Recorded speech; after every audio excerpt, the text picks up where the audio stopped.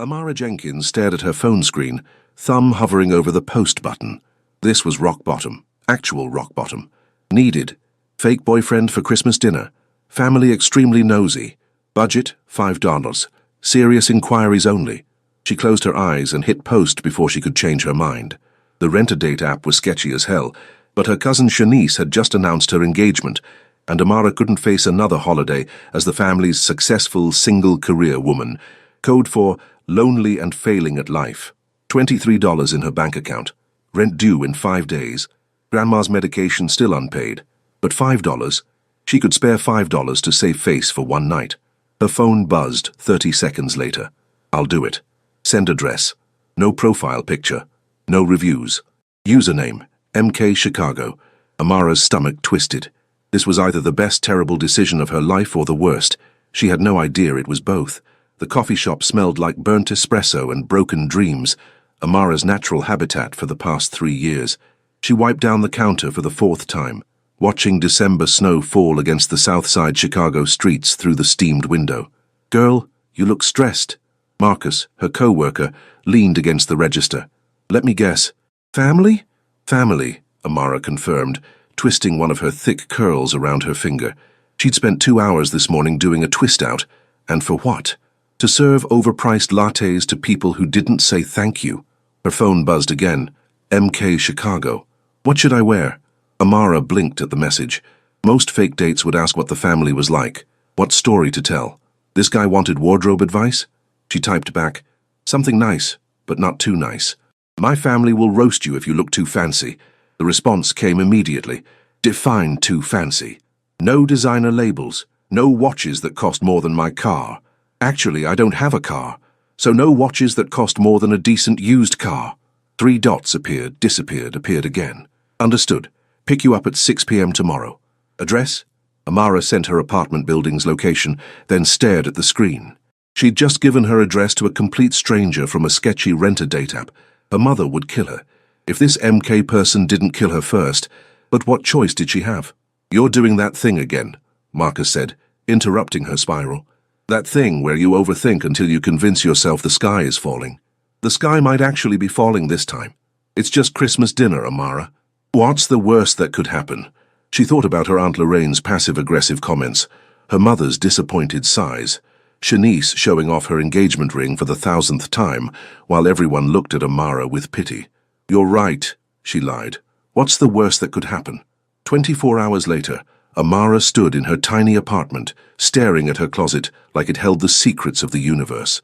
Everything was either too casual, too tight, or had a coffee stain she'd never quite gotten out. She settled on a burgundy sweater dress that hugged her curves and made her deep brown skin glow. Her hair was cooperating today, twist out still intact, curls defined and beautiful. Small mercies. The buzzer rang at exactly 6 p.m. Amara grabbed her coat and headed downstairs, heart hammering against her ribs. She'd seen enough true crime documentaries to know this was how they all started. Woman meets stranger from internet. Woman disappears. Woman's family says she should have known better. She pushed open the building's front door and stopped breathing. The man standing beside a black Mercedes SUV was not what she'd expected. He was tall, easily over 6 feet, dressed in a perfectly tailored charcoal suit that probably cost more than her monthly rent.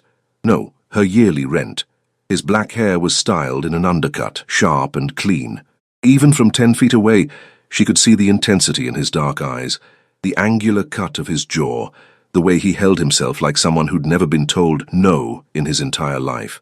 This man did not need $5. This man looked like he wiped his ass with $100 bills. Amara Jenkins? His voice was deep, accented with the flat vowels of Chicago, but something else underneath. Something that made her spine straighten. That's me. She walked closer, forcing confidence she didn't feel. You're MK? Minho. He extended his hand. Kang Minho. His grip was firm, warm despite the December cold. She noticed the way his suit jacket collar didn't quite hide something dark on his neck. A tattoo, maybe. You're way too hot to be on a Rent-A-Date app for $5, Amara said before her brain could stop her mouth. What's wrong with you? Secret wife? Criminal record? Weird fetish? The corner of his mouth lifted. Not quite a smile, but close. Would you believe boredom? No. Smart woman. He opened the passenger door. Shall we? Amara climbed into the SUV, her dress riding up slightly. The interior smelled like expensive leather and something else. Cologne, maybe, or just the scent of wealth. The seats were heated seats. She'd forgotten those existed. Minho slid into the driver's seat with fluid grace, and that's when she saw it clearly. The tattoo creeping up the right side of his neck from beneath his collar. Dark scales, intricate lines. A dragon, maybe. "So what's our story?" he asked, pulling smoothly into traffic. "How did we meet?" "Coffee shop," Amara said immediately. "I'm a barista. You came in, ordered something pretentious." "I don't drink coffee." She stared at him. "Who doesn't drink coffee? People who don't want to be dependent on caffeine to function. That's the most psychopath thing I've ever heard." That almost smile again. "You might be right." Despite herself, Amara laughed. This was insane. This whole situation was insane. But something about Minho's complete calm made her feel less like she was about to spiral into disaster. "Okay, tea then," she amended. "You ordered tea. Green tea, probably, because you seem like that type." "What type?" "Controlled, disciplined. Probably does hot yoga and meditates." "I've never done yoga in my life." "But you meditate." He glanced at her, something shifting in his expression. "How did you know?" "Lucky guess." Amara settled back against the heated seat, watching Chicago's lights blur past. "So you came in for tea. We talked. You asked me out. I said yes because you're unfairly attractive, and I have terrible judgment. Your family will believe that?" "My family will believe I have terrible judgment, absolutely." Minho's hands tightened slightly on the steering wheel. She noticed his knuckles, scarred, like he'd hit things, hard things, repeatedly. "What do you do for work?" Amara asked, suddenly aware she knew nothing about this man except that he'd accepted $5 to pretend to date her. "Import and export." "That's vague. It's accurate." "What do you import and export?" "Various goods." His tone made it clear the subject was closed. "Tell me about your family. Who should I expect?" Amara launched into descriptions. Aunt Lorraine, who'd ask invasive questions, her mother who meant well but worried constantly, her father who'd want to talk sports, Shanice who'd compare her engagement to everything Amara didn't have. Minho listened, really listened, his eyes flicking between her and the road. He asked follow-up questions, remembered details. By the time they pulled up to her parents' house in Chatham, Amara had almost forgotten this was fake. Almost. "Ready?" Minho asked, killing the engine. Amara looked at the house, every window glowing warm, her family's silhouettes moving behind curtains. Gospel music drifted faintly from inside. This was her world, her loud, loving, chaotic world, and she was about to bring a complete stranger into it. A stranger who looked at her like she was something precious and dangerous all at once. "Ready," she lied. Minho's hand found hers in the dark. "Then let's give them a show." The moment Amara's mother opened the door, her eyes went wide. "Baby, you didn't tell me. Oh, my lord, come in, come in." Patricia Jenkins ushered them inside with the kind of enthusiasm usually reserved for lottery winners. "Harold, Harold, get in here." Amara's father appeared from the kitchen, dish towel over his shoulder, and stopped dead. His gaze traveled from Minho's expensive shoes to his perfectly styled hair, lingering on the visible edge of neck tattoo. "Dad, this is Minho. Minho, my parents, Patricia and Harold." "Mr. and Mrs. Jenkins." Minho's voice shifted, warmer, more approachable. He extended his hand to her father first, a sign of respect, Amara noted. "Thank you for welcoming me into your home." Harold's handshake was the kind that tested men. Minho didn't flinch. "Where are you from, son?" Harold asked. That edge in his voice Amara knew too well. Protective dad mode activated. "Born and raised in Chicago," Minho replied smoothly. "My parents immigrated from Seoul before I was born. South Side, actually. We moved north when I was 12. The casual mention of the South Side did something to her father's expression, softened it slightly. Shared territory. "What do you do?" Aunt Lorraine appeared from the living room, already circling like a shark. "For work?" "Import and export. International trade." Minho's hand found the small of Amara's back, a possessive gesture that sent heat through her entire body. "I met Amara at her coffee shop. She made the mistake of being kind to me and I couldn't stay away." Amara's traitorous heart skipped. He was good. Too good. "How long have you been dating?" Lorraine's eyes narrowed. 3 months, Amara and Minho said simultaneously. They'd agreed on this timeline in the car. Long enough to be serious, short enough to explain why he'd never been mentioned. 3 months and we're just hearing about him. Patricia's voice carried that particular frequency of maternal hurt. Amara Jenkins? I wanted to be sure, Amara interrupted, the lie tasting strange on her tongue. You know how you all get. I didn't want the pressure until I knew it was real. And is it? Lorraine asked, still watching Minho like he might sprout horns. Real? Minho's thumb traced small circles on Amara's back. A touch so intimate she forgot to breathe. When he looked at her, his dark eyes held something that almost seemed genuine. Yes, he said, voice quiet but certain. It's real. The conviction in his tone made Amara's stomach flip. Dinner was a battlefield disguised as a feast. Amara's mother had outdone herself. Mac and cheese that could make angels weep, collard greens, candied yams, cornbread, ham, turkey, the works. The dining table groaned under the weight of tradition and expectation. Shanice sat across from them, her engagement ring catching light like a disco ball.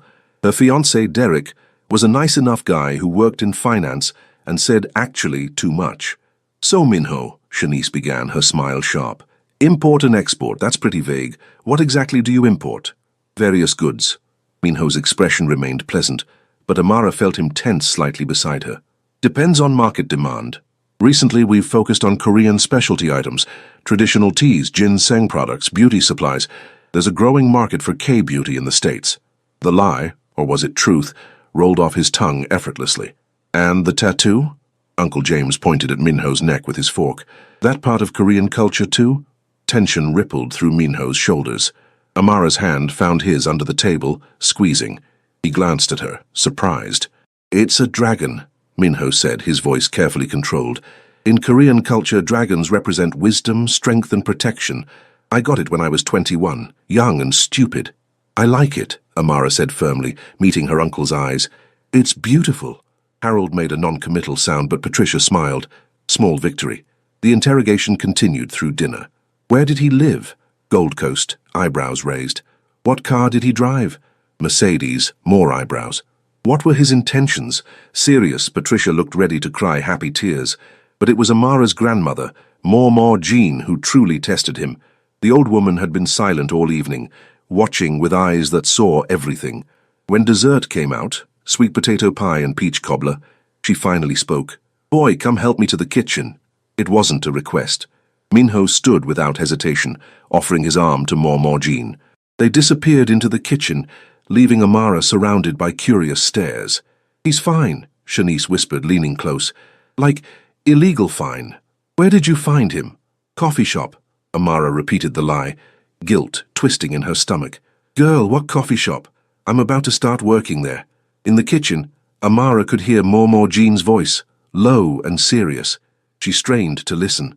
My granddaughter is special, Mama Jean was saying. She's got a heart too big for this world and people take advantage. You planning to be one of those people? No, ma'am. Minho's response was immediate. You care about her? Really care? A pause. Amara held her breath. Yes, Minho said, and something in his voice made Amara's chest ache. More than I expected to. Then you better be worth the pain you're going to cause her. I don't plan to cause her pain. Baby, we never do. But you got secrets written all over you. I can see it. That tattoo ain't just decoration. Those scars on your knuckles ain't from no gym. You're in something dark.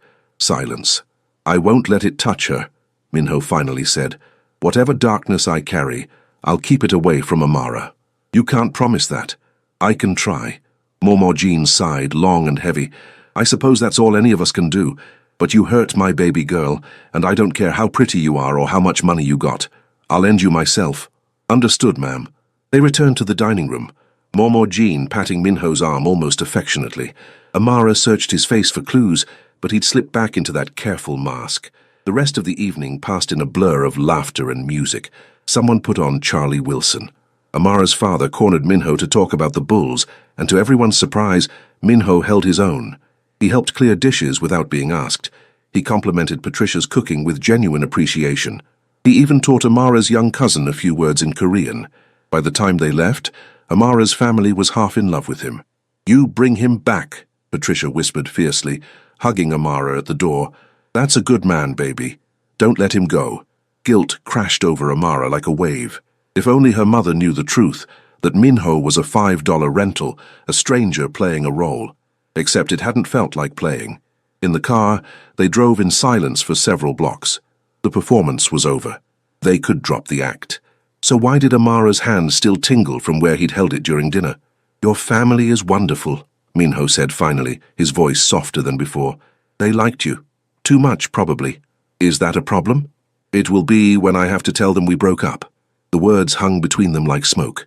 This was always temporary. A transaction. $5 for a few hours of pretending.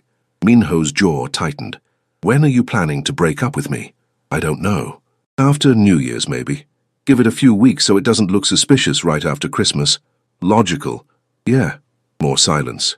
Amara watched the city lights streak past, something hollow growing in her chest. This was what she'd wanted. A fake boyfriend to get through one dinner. Mission accomplished. So why did the thought of ending this make her feel like she'd lost something real? Minho pulled up to her apartment building, but didn't unlock the doors. "Amara." She turned to face him. In the dim light, his features were all shadows and sharp edges, but his eyes, God, his eyes held something that made her breath catch. "Thank you," he said quietly. "For tonight. For letting me be part of something normal. Something good. I should be thanking you. You went way beyond what $5. It was never about the money. Then what was it about?" He studied her for a long moment, and Amara had the sudden feeling she was being seen. Really seen. For the first time in years. "I don't know yet," Minho admitted, "but I'd like to find out." Before Amara could process that, her phone buzzed. A Venmo notification. Kang Minho had sent her $500. "What? No, I can't." She stared at the screen in shock. "Your grandmother's medication," Minho said calmly. "I heard you on the phone with the pharmacy when I was in the kitchen. Consider it a Christmas gift." "How did you—" "That's too much. Merry Christmas, Amara." He reached across and opened her door, his hand brushing her arm. "I'll see you soon." "Wait, what do you mean?" But he was already pulling away, leaving Amara standing on the snowy sidewalk with $500 she didn't earn and questions she couldn't answer. What the hell had just happened? Amara spent the next 2 days in a fog. She paid for More Jean's medication, bought actual groceries, and still had money left over. The guilt ate at her. $500 from a stranger who'd pretended to be her boyfriend for one night. She tried to Venmo the money back. He didn't accept it. She texted him, "I can't keep this, it's too much." His response, "Yes, you can. Consider it compensation for the best evening I've had in years." That didn't help the confusion twisting her insides. On December 27th, her phone rang from an unknown number. "Hello? Amara Jenkins?" A woman's voice, professional and cold. "Speaking.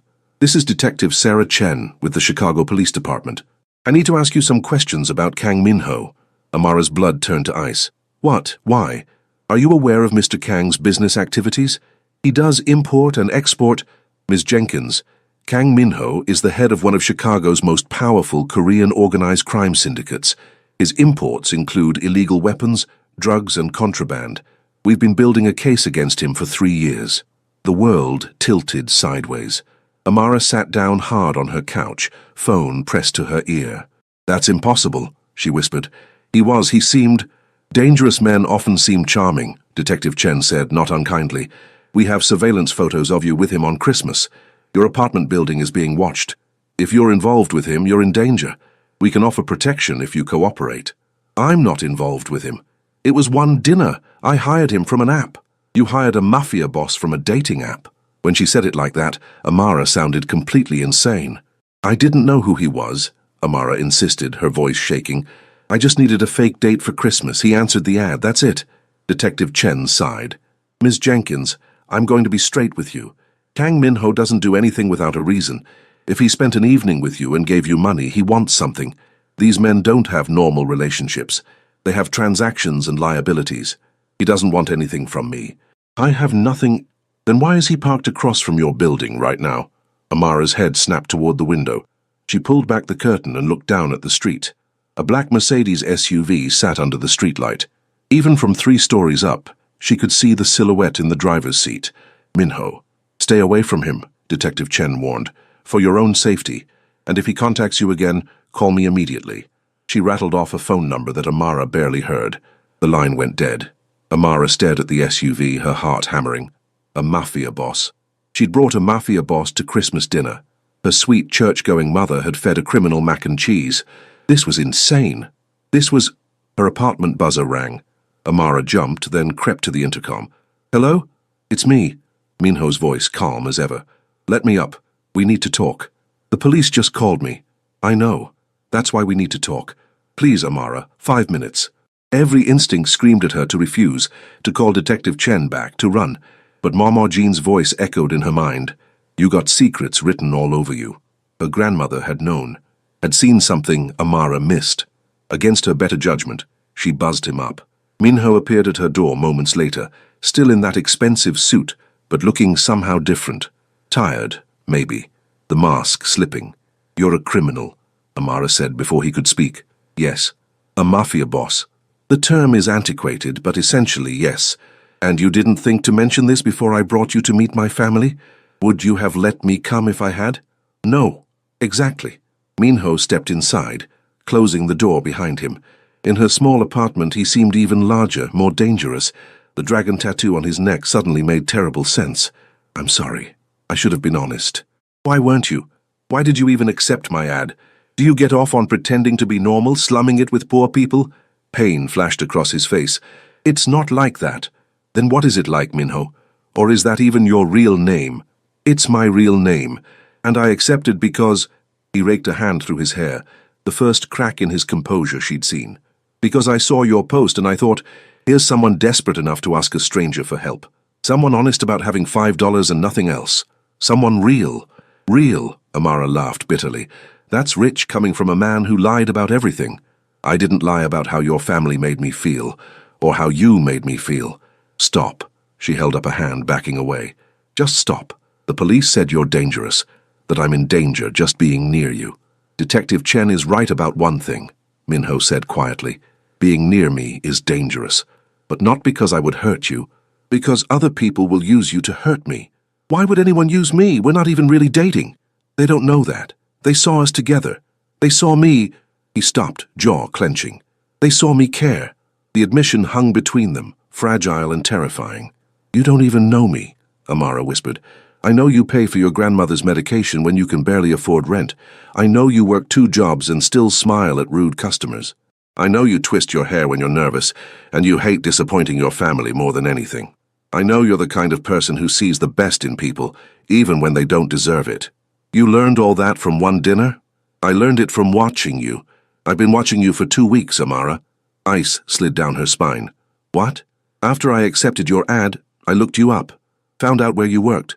I came to your coffee shop 3 times.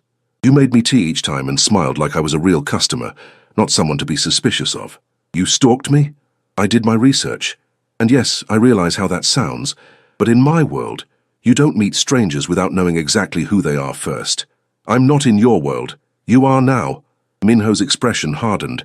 "The moment we were seen together, you became part of it. The Huang family, my rivals, they already know about you. They're watching, waiting. Then we tell them it was fake. We tell everyone it was one stupid date that meant nothing. Will that be convincing if I'm parked outside your apartment every night? If I've had 2 of my men following you to make sure you're safe?" Amara's knees went weak. "You've had people following me? To protect you.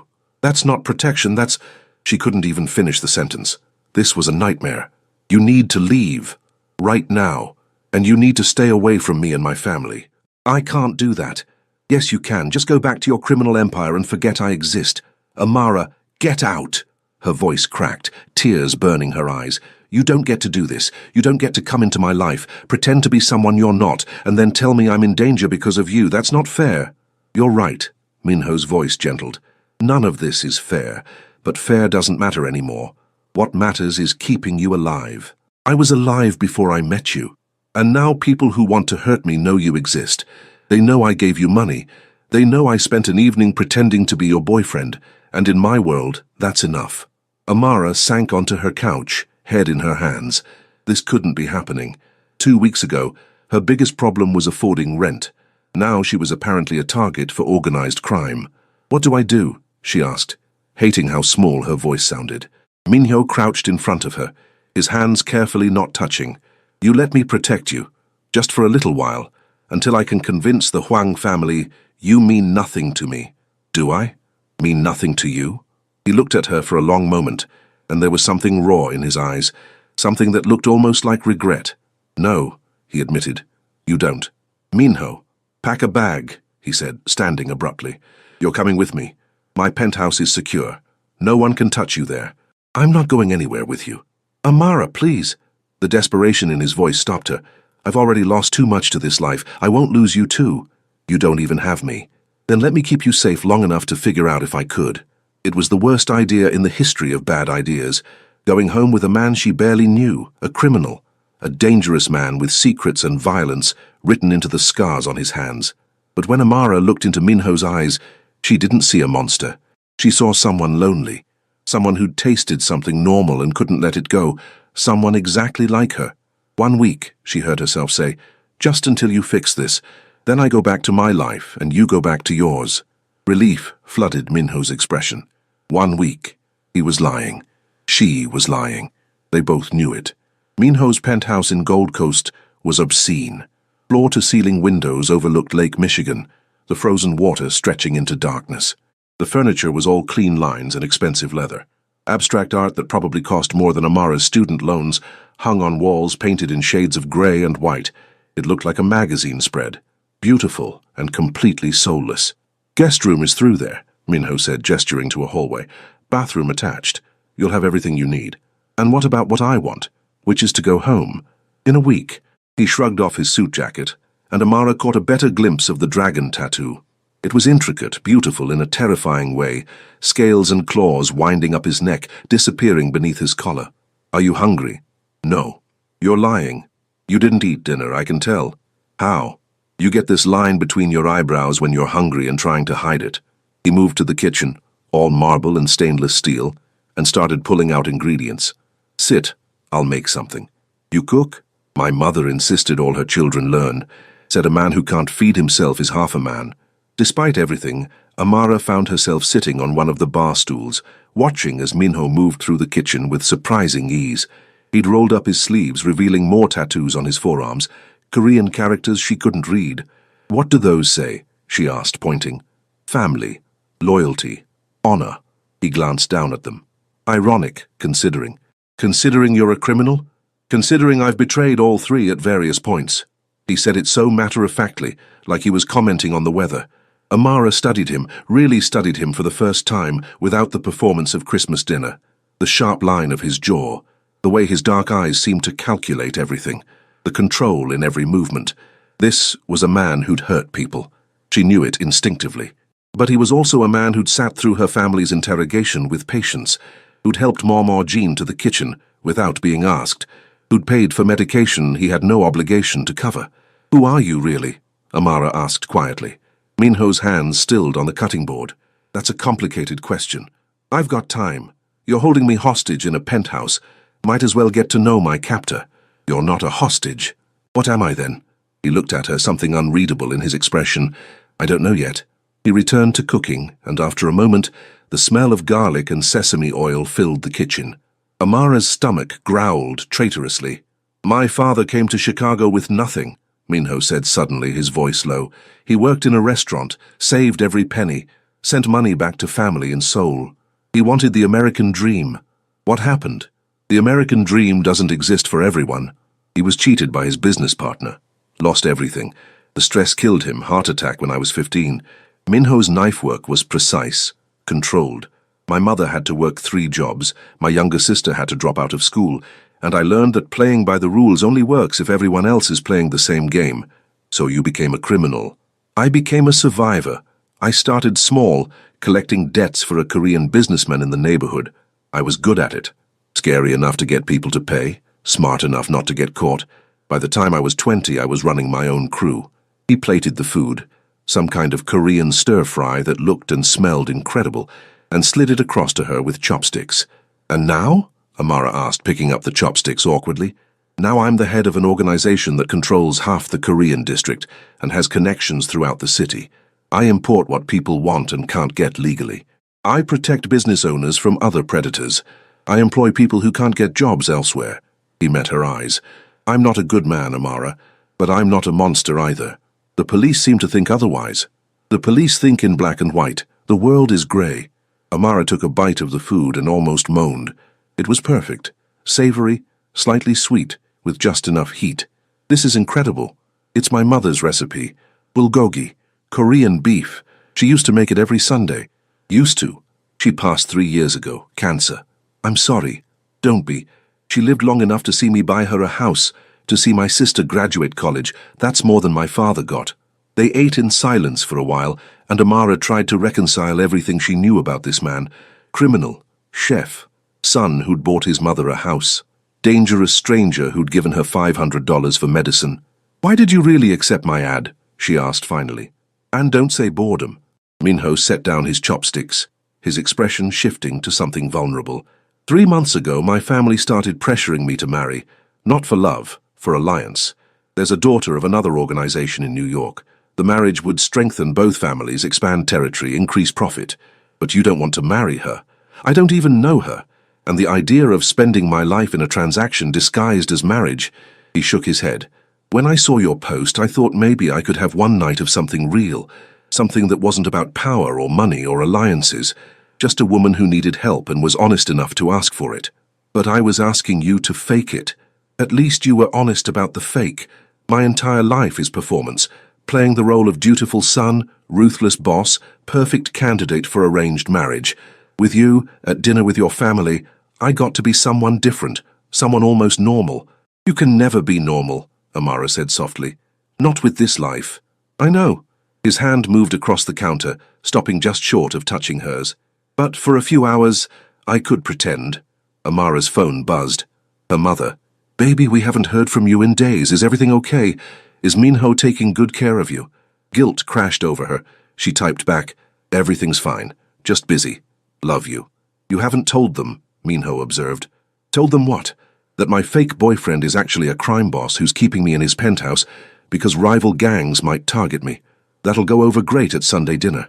We could tell them the truth, that it was never real. Could we? Amara challenged, because it's starting to feel pretty real to me. The admission hung between them, electric and terrifying. Minho's hand finally closed over hers, his thumb tracing her knuckles. What are we doing, Amara? I don't know. Something stupid, probably. Definitely something stupid. But neither of them pulled away. The next few days fell into a strange rhythm. Minho worked from home. Phone calls in rapid Korean, video conferences with men who looked as dangerous as him. Amara called in sick to work, guilt eating at her, and explored the penthouse like a prisoner learning her cage. She found books in Korean and English, a state-of-the-art gym, a closet full of expensive suits, and in his bedroom, which she definitely shouldn't have entered, a single photograph on the nightstand, a young Minho with a woman and a little girl. His mother and sister, she guessed, the only personal item in the entire place. You're not supposed to be in here. Minho's voice from the doorway made her jump. Sorry, I was just snooping? Exploring.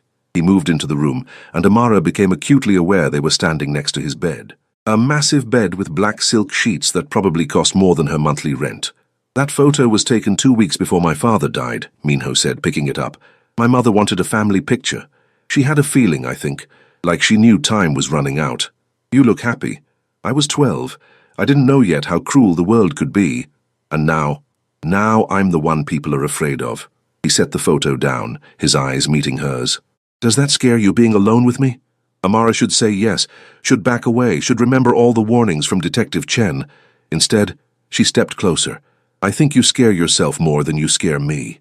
Something cracked in Minho's expression. You don't know what I've done. Then tell me. I've hurt people, Amara. I've made decisions that destroyed lives. I've chosen power over mercy more times than I can count. The man you met at Christmas, that's not who I am. That's who I wish I could be. Maybe you could be both. You can't be both, not in this life. Then choose a different life. It's not that simple. Why not? Because people depend on me, my organization, the business owners I protect, my sister's safety. I can't just walk away. You could try. Minho's hand came up to cup her face, his touch gentle despite the violence she knew those hands were capable of. You make it sound possible. Maybe it is. You're either incredibly brave or incredibly naive. Can't I be both? He laughed, the sound rusty like he didn't do it often. Yes, you can be both. Then he kissed her. It wasn't gentle. It was desperate, hungry, like a man drowning, and she was air. Amara kissed him back, her hands fisting in his shirt, pulling him closer. He tasted like the cinnamon tea he drank constantly, and his lips moved against hers with devastating skill. When they finally broke apart, both breathing hard, Minho pressed his forehead to hers. "This is a terrible idea," he murmured. "The worst," Amara agreed. "We should stop. Definitely should stop." Neither of them moved. Amara... Her phone rang, shattering the moment. "Mormor Jean." Amara answered, stepping back from Minho. "Hey, Mormor. Baby girl, where are you? Your mama's worried sick." "I'm fine, I'm just..." "You're with him, aren't you? That boy with the dragon on his neck." "Yes." "He keeping you safe?" Amara looked at Minho, who was watching her with an expression she couldn't quite read. "Yes. Good. But baby, you be careful. Men like that, they don't know how to love without breaking things, including themselves." "I know, Mormor. Do you? 'Cause you got that sound in your voice, that sound that says you're already in too deep." Amara closed her eyes. "Maybe I am. Then you hold on tight and don't let go. Love like that, it's either gonna save you both or destroy you both, ain't no in-between." After she hung up, Amara found Minho standing at the windows, staring out at the frozen lake. "We need to talk about what just happened," she said. "We crossed a line." "Yeah, it can't happen again." "Right." He turned to face her, and the hunger in his eyes made her breath catch. "I'm lying. Me too. This is going to end badly. Probably. I don't care. Me neither." Minho crossed the distance between them in 3 strides and kissed her again, deeper this time, like he was trying to memorize the taste of her. Amara melted into him, all her reservations burning away under the heat of wanting someone she absolutely shouldn't want. When his phone rang, they both ignored it. When it rang a second time, Minho cursed in Korean and pulled away. "I have to take this," he said, his voice rough. "It's my second in command." He stepped into the hallway, and Amara heard him switch to rapid Korean. The tone shifted, urgent, angry. He came back white-faced. "What's wrong?" Amara asked.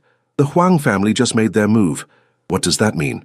"It means," Minho said grimly, already reaching for his jacket, "they took someone to get to me." "Who?" His eyes met hers, and Amara saw real fear for the first time. "Your grandmother." Amara's world shattered into 1,000 pieces. "What do you mean they took Mormor Jean?" Her voice came out strangled. "She's just an old woman. She has nothing to do with any of this." "That's exactly why they took her." Minho was already on his phone, barking orders in Korean. "To prove they can reach anyone I care about, to send a message." "A message? She's 83 years old. She has diabetes. She needs her medication." "I know." Minho's jaw was tight, the careful control she'd seen him maintain finally cracking. "I know, and I'm going to get her back." How? How are you going to—" "The same way I've handled every threat for the past 15 years. I'm going to remind the Huang family exactly who they're fucking with." The coldness in his voice sent chills down Amara's spine. This was the man Detective Chen had warned her about, the dangerous one, the criminal. "I'm coming with you," Amara said, grabbing her coat. "Absolutely not. That's my grandmother, which is exactly why you're staying here where you're safe." Minho caught her arm, his grip firm but not painful. "Amara, listen to me. If they get their hands on you too, I lose all leverage. You stay here. My men will guard you. I'll bring your grandmother back. And if you can't—" Something fierce blazed in his eyes. "I will." He left before she could argue further, and the penthouse suddenly felt like a prison. Amara paced the living room while 2 of Minho's men, silent, intimidating, stood guard by the door. She called her mother. The phone went straight to voicemail. She called her father. Same thing. Panic clawed at her throat. What had she done? What had she brought down on her family by accepting $5 for a fake date? Hours crawled past. Amara wore a path in the expensive carpet, her mind spinning through worst-case scenarios. Mormor Jean was strong, but she was old. What if they hurt her? What if she had a medical emergency? What if— Her phone rang, unknown number. "Hello? Miss Jenkins, this is Detective Chen. We intercepted communications about your grandmother. We know she's been taken by the Huang organization. Then help her, send the police. We're trying, but we don't have a location yet.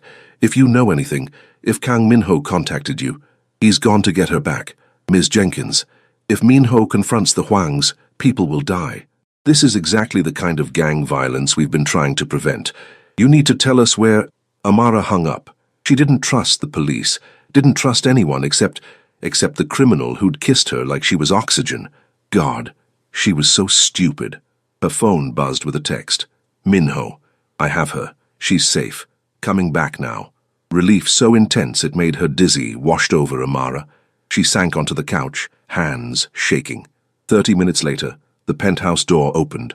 Minho walked in supporting Momo Jean, who looked smaller than Amara had ever seen her.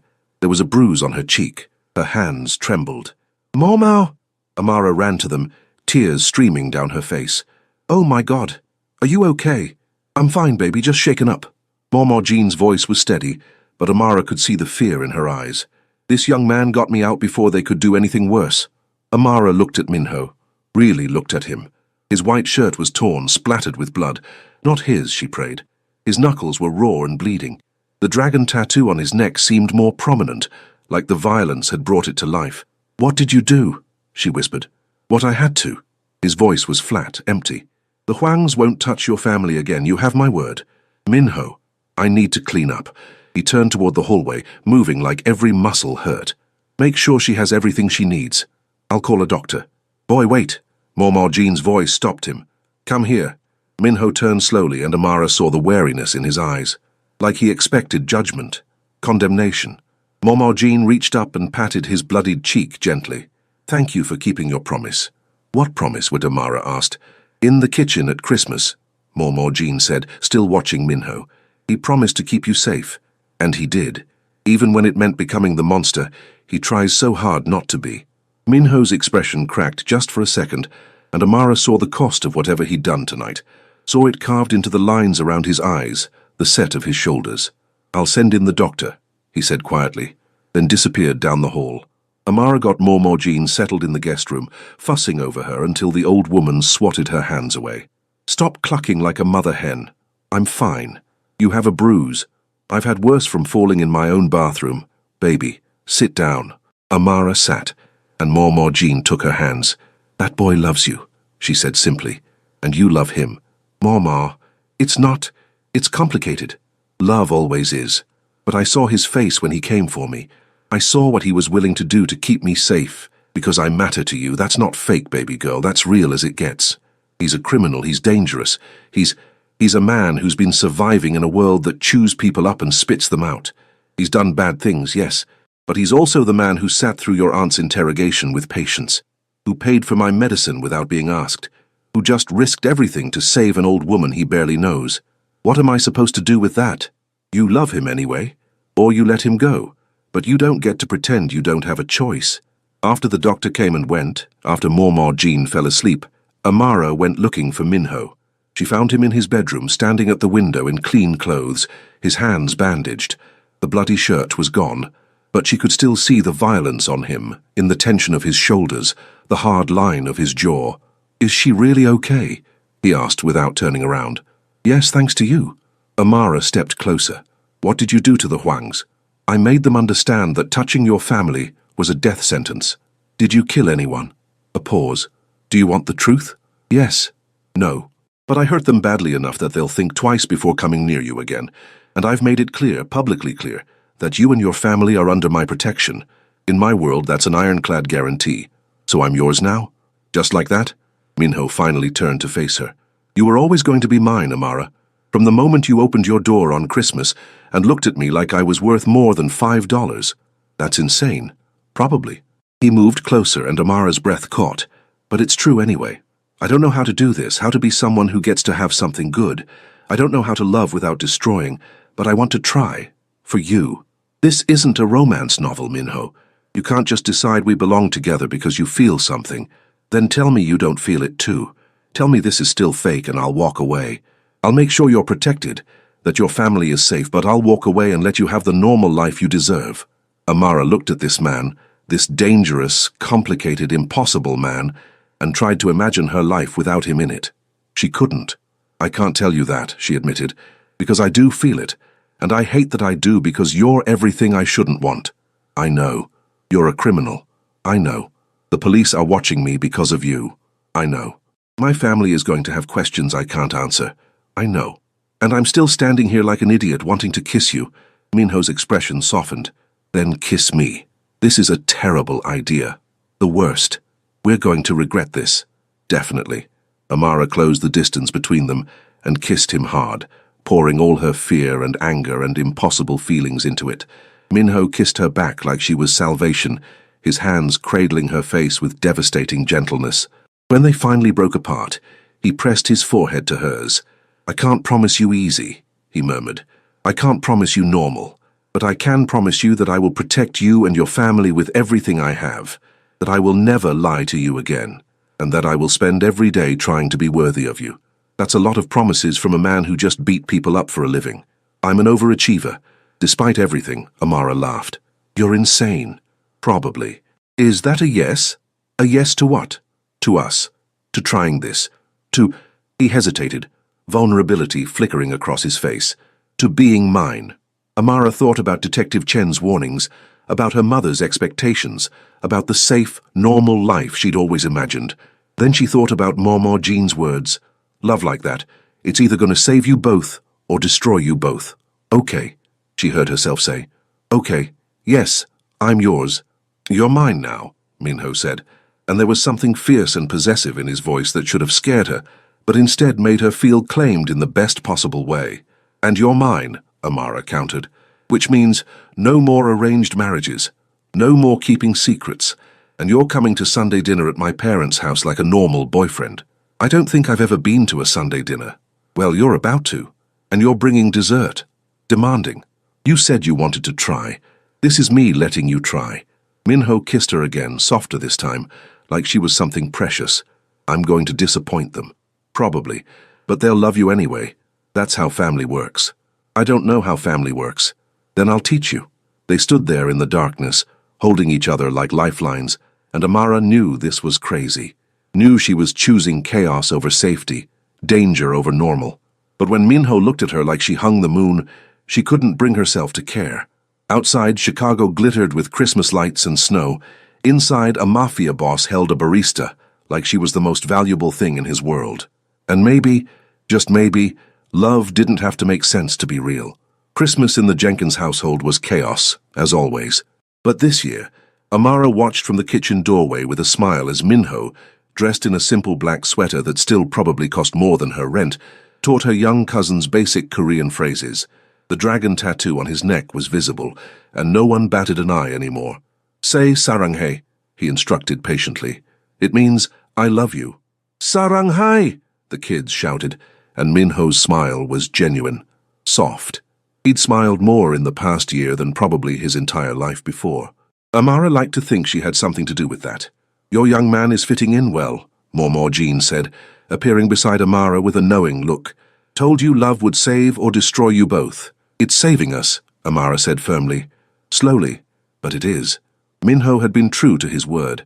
He'd stepped back from the worst parts of his business, delegating to trusted people. He still wasn't clean, probably never would be, but he was trying, going legitimate, slowly, protecting rather than destroying. And every Sunday, without fail, he showed up at her parents' house with dessert and patience. He caught her eye across the room and smiled. A real smile, the kind he saved just for her. Patricia called everyone to dinner, and Minho's hand found Amara's as they walked to the table together. "Thank you," he murmured. "For what?" "For answering an ad from a stranger, for taking a chance on $5, for seeing something in me worth saving." Amara squeezed his hand. The diamond ring on her finger, she'd said yes 2 months ago, catching the light. "Best $5 I ever spent."